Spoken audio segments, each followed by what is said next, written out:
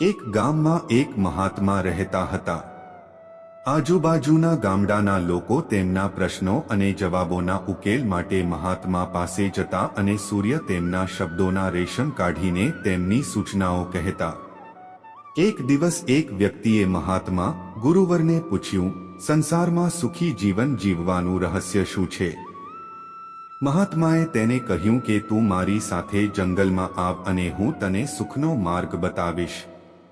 તે પછી મહાત્મા જંગલ તરફ ચાલવા લાગ્યા. રસ્તામાં મહાત્માએ એક ભાષાનો પથ્થર ઉપાડ્યો. તે વ્યક્તિને આપીને તેણે કહ્યું, તેને પકડી રાખો અને ચાલો જઈએ. વ્યક્તિએ પથ્થર લીધો અને મહાત્મા સાથે ચાલવા લાગ્યો. થોડા સમય પછી તે વ્યક્તિના હાથમાં તેને દુખાવો થવા લાગ્યો, પણ તે ચૂપચાપ ચાલતો રહ્યો. જ્યારે લાંબી ચાલ્યા પછી વ્યક્તિ પીડા સહન કરી શકતો નથી. તમે હાથમાં કહ્યું, પથ્થર નીચે મૂકો. પથ્થર નીચે મૂકતાની સાથે જ માણસે ભારે રાહત અનુભવી. ત્યારે મહાત્માએ તે વ્યક્તિને પૂછ્યું, જ્યારે તમે તમારા હાથમાં પથ્થર ઉપાડ્યો ત્યારે તમને કેવું લાગ્યું? વ્યક્તિએ કહ્યું કે શરૂઆતમાં દુખાવો ઓછો હતો, તેથી મારું અભિયાન તમારા પર વધુ હતું. તે પથ્થર પર ઓછું હતું, પણ જેમ જેમ દુખાવો ઓછો થતો ગયો તેમ તેમ મારું ધ્યાન તારાથી દૂર અને પથ્થર પર વધુ જવા લાગ્યું, અને એકવાર મારું આખું ધ્યાન પથ્થર પર ગયું અને હું તેના સિવાય બીજું કશું વિચારી શકતો ન હતો. ત્યારે મહાત્માએ તેમને પૂછ્યું, જ્યારે તમે પથ્થરને નીચે મૂક્યો ત્યારે તમને કેવું લાગ્યું? આના પર વ્યક્તિએ પથ્થર બોલ્યો, મેં તેને મૂકતાની સાથે જ મને ખૂબ જ રાહત અને ખુશી પણ અનુભવી. ત્યારે મહાત્માએ કહ્યું કે આ સુખી જીવન જીવવાનું રહસ્ય છે, અને વ્યક્તિએ આનો પણ જવાબ આપ્યો, ગુરુવર, મને કંઈ સમજાયું નહીં.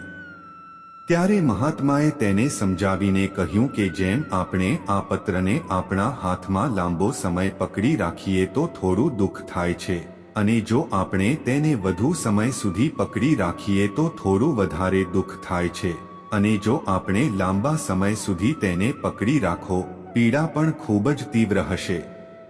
આ રીતે આપણે દુઃખનો બોજ ધોઈએ છીએ. મોટા ભાગનો સમય વધે છે. અમે ગરીબ અને દુઃખી અને હતાશ છીએ.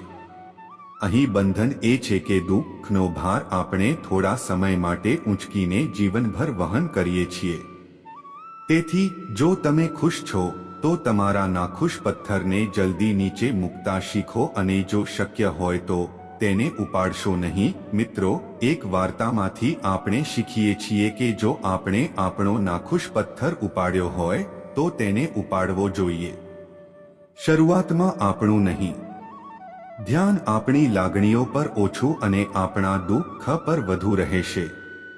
પરંતુ જો આપણે લાંબા સમયથી પથ્થરને આપણા ઉદાસી સ્વરૂપમાં લઈ જઈએ છીએ તો આપણું ધ્યાન આપણા ધ્યેયથી આપણા દુઃખ અને દુઃખ તરફ જઈ શકે છે.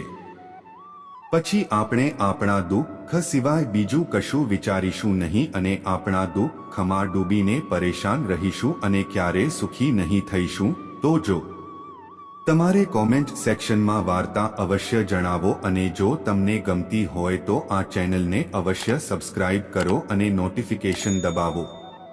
ત્યાં સુધી આગળની વાર્તામાં ધ્યાન રાખજો.